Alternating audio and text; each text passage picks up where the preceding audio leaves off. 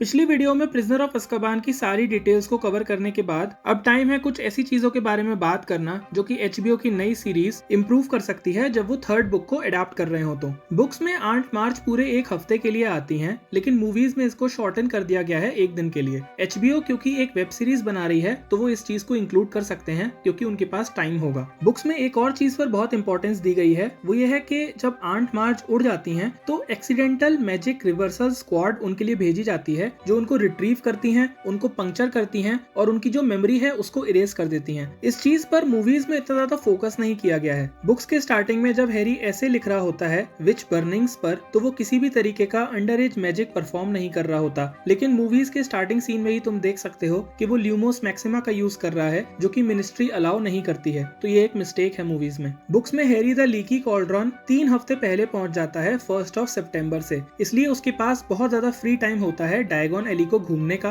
Books खरीदने का, और अपने फाइनल डे में वो रॉन और हरमाइनी से भी मिलता है और उनको फिर एक तरीके से टूर गाइड देता है। लेकिन मूवीज में इस चीज को एक्सप्लोर नहीं किया गया है। ये बहुत इंपॉर्टेंट है क्योंकि ये हैरी के इनर थॉट्स को भी एक्सप्लोर करता है। मूवीज में उसको सारी चीजें फर्स्ट डायरेक्टली डिलीवर कर देता है, which is not good. Books में हॉग्समीड की 2 ट्रिप्स होती हैं। पहली ट्रिप्स में तो वो नॉर्मली सीरियस के बारे में चीजें जानता है जो कि मूवीज में भी दिखाया गया है। अपनी सेकंड ट्रिप में वो ड्रेको के ऊपर मड फेंकता है। इसको चेंज कर दिया गया है मूवी में with snowballs, which is fine if you ask me. But इसके बाद एक बहुत इंपॉर्टेंट इवेंट होता है कि हैरी का जो इनविजिबिलिटी क्लोक होता है वो स्लिप हो जाता है और वापस हॉगवर्ट्स की तरफ भागते टाइम उसको स्नेप पकड़ लेता है। इस चीज को दिखाना बहुत इंपॉर्टेंट है क्योंकि मूवीज में इन्होंने इस तरीके से दिखाया है कि हैरी को मैप में पीटर पेटिग्रू दिख रहा है और फिर उसको स्नेप पकड़ रहा है, जो कि एक मिस्टेक है क्योंकि हैरी पीटर पेटिग्रू को मैप में नहीं देख सकता, सिर्फ एक मरॉडर ही एक दूसरे मरॉडर को देख सकता है। तो जैसे बुक्स में इवेंट्स हुए हैं वैसे ये लोग मूवी में करते तो वो बेटर होता, और इस चीज पर जो HBO की नई सीरीज है वो इम्प्रूव कर सकती है। बुक्स में हरमाइनी और हैरी जब टाइम टर्नर का यूज करके पास्ट में जाते हैं तो डंबलडोर उनको क्लियर इंस्ट्रक्शंस देते हैं कि वो किसी भी तरीके से अपने पास्ट सेल्स के साथ इंटरेक्ट ना करें। लेकिन मूवीज में ये लोग स्टोन फेंक रहे हैं। हरमाइनी अपने हेयर्स के बारे में कमेंट कर रही है। ये सिर्फ मूवीज में ही है, बुक्स में ऐसा बिल्कुल नहीं है क्योंकि ये टाइम ट्रेवल के रूल्स को ब्रेक कर रहा है। जब क्रूकशैंक्स स्कैबर्स का बहुत ज्यादा पीछा कर रहा होता है और एक पॉइंट पर जब स्कैबर्स मिसिंग होता है तो रॉन हरमाइनी से बहुत ज्यादा फाइट करता है और इनकी ये फाइट मंथ्स तक चलती है। मूवीज में बस ये एक माइनर सा इवेंट बन गया है, लेकिन बुक्स में ये बहुत मेजर इवेंट होता है। मरॉडर्स की बैक स्टोरी को भी बहुत अच्छे से एक्सप्लोर किया गया है और श्रीकिंग शैक और वॉम्पिंग विलो की जो एग्जिस्टेंस है उसको भी बहुत अच्छे से एक्सप्लेन किया गया है। लेकिन मूवीज में ऐसा नहीं है। मूवीज में बहुत जल्दी जल्दी चीजों को बता दिया गया है, इससे टाइम नहीं मिल पाया इन चीजों को डेवलप होने का। एक बहुत इंपॉर्टेंट चीज है जो शायद तुम्हारे होश उड़ा दे, क्रूकशैंक्स सीरियस की हेल्प करता है उसके साथ कम्युनिकेट करने में, और क्रूकशैंक्स ही हेल्प करता है सीरियस की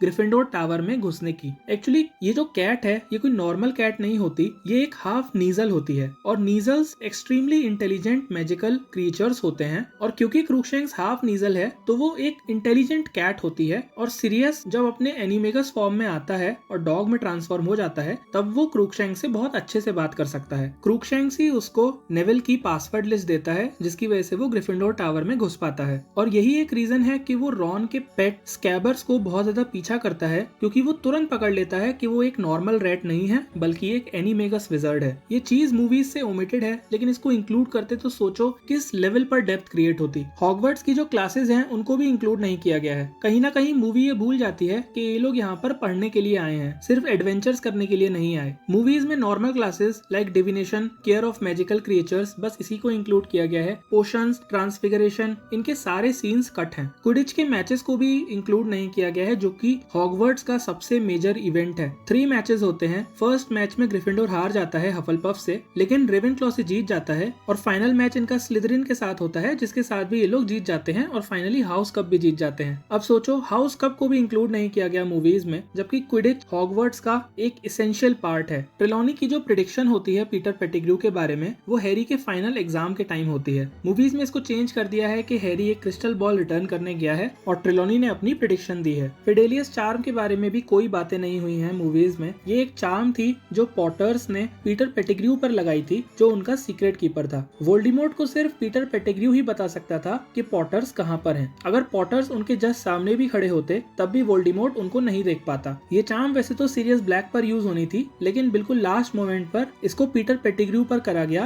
क्योंकि इनको ऐसा लगता था कि सीरियस ब्लैक बहुत ऑब्वियस चॉइस है। लेकिन पीटर पेटिग्रू ने पॉटर्स को बिट्रे कर दिया जिसकी वजह से वोल्डेमॉर्ट को पता लग पाया कि ये लोग कहाँ पर छुपे हुए हैं। एक और कैरेक्टर है पिग विजन, जो कि रॉन का नया आउल है जो सीरियस उसको गिफ्ट करता है, क्योंकि सीरियस ऐसा मानता है कि उसी की वजह से उसका जो पेट है वो उससे दूर हो गया है। पर्सी और पेनेलोप क्लियरवाटर का जो रिलेशनशिप है वो एंटायरली एब्सेंट है पूरी सीरीज से ही, तो उसको भी इंक्लूड करना इज अ गुड थिंग। कुछ चीजें ऐसी भी हैं जो सिर्फ मूवीज में हैं लेकिन बुक्स में नहीं है, जैसे डम्बलडोर का ये वाला dialogue, But you know, happiness can be found even in the darkest of times. If one only remembers to turn on the light.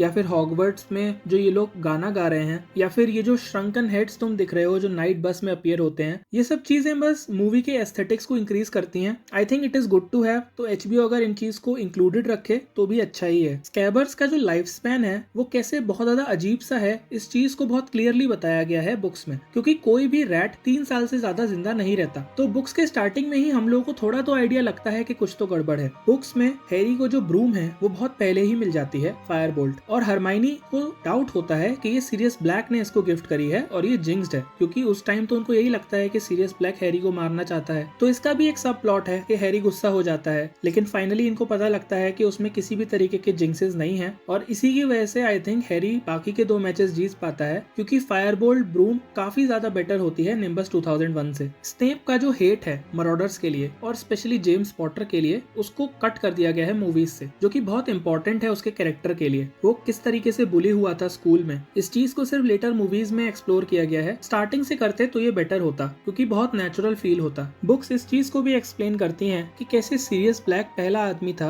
Azkaban से जो एस्केप किया था, लेकिन उसने ये कैसे किया, ये भी तो तुमको सोचना चाहिए अगर तुमने सिर्फ मूवीज देखी हैं। ऐसा इसलिए क्योंकि सीरियस एक एनिमेगस था और डिमेंटर्स बहुत ज्यादा अच्छे नहीं हैं किसी एनिमल के इमोशंस को ट्रैक करने में, इसलिए वो एक डॉग में कन्वर्ट हो गया और सेल्स के जो बार्स हैं उनके बीच से निकल गया। लेकिन एक और चीज ये है कि 12-13 साल अगर कोई इंसान डिमेंटर्स के पास रहता है तो वो पागल हो जाता है, अपनी सैनिटी लूज कर देता है। लेकिन सीरियस बस अपनी सैनिटी को इसलिए रिटेन कर पाया क्योंकि वो इनोसेंट था, और ये कोई हैप्पी थॉट नहीं है, तो डिमेंटर्स इसको सक आउट नहीं कर पाए उसके अंदर से। बट क्योंकि वो इनोसेंट था इसलिए उसके अंदर एक बहुत स्ट्रॉन्ग डिटर्मिनेशन था, जिसकी वजह से वो वहां पर सेन रह सका। और एक दिन सीरियस ब्लैक ने डेली प्रॉफिट में वीजली फैमिली की फोटो देख ली कि वो इजिप्ट में है, और वहीं पर उसको रैट दिख गया और उसने तुरंत पहचान लिया कि ये पीटर पेटिग्रू है, जिसका मतलब वो जिंदा है, जिसका मतलब पीटर पेटिग्रू ने ही बिट्रे किया है हैरी के पेरेंट्स को। और इसी ट्रिगर की वजह से उसने कोशिश की अज़्काबान से भागने की। तो उसके मोटिवेशंस देखो कितने स्ट्रॉन्ग थे, और इसी वजह से वो एस्केप कर पाया। एक और बहुत स्मॉल डिटेल है कि ड्रेको मैल्फॉय डिमेंटर बन के प्रैंक करता है हैरी पे जब हैरी का मैच हो रहा होता है क्विडिच का, लेकिन हैरी उस टाइम तक पेट्रोनस चार्म सीख चुका होता है, इसलिए वो एक्सपेक्टो पेट्रोनम तो यूज कर लेता है, बट क्योंकि वो रियल डिमेंटर नहीं होता बल्कि ड्रेको होता है, तो ड्रेको डर जाता है और नीचे आ जाता है। लेकिन बाद में टीचर्स को ये चीज पता लग जाती है और वो उसको डिटेंशन दे देते हैं। मूवीज में आई थिंक एक छोटा सा मजाक करते हैं रोब्स पहन के।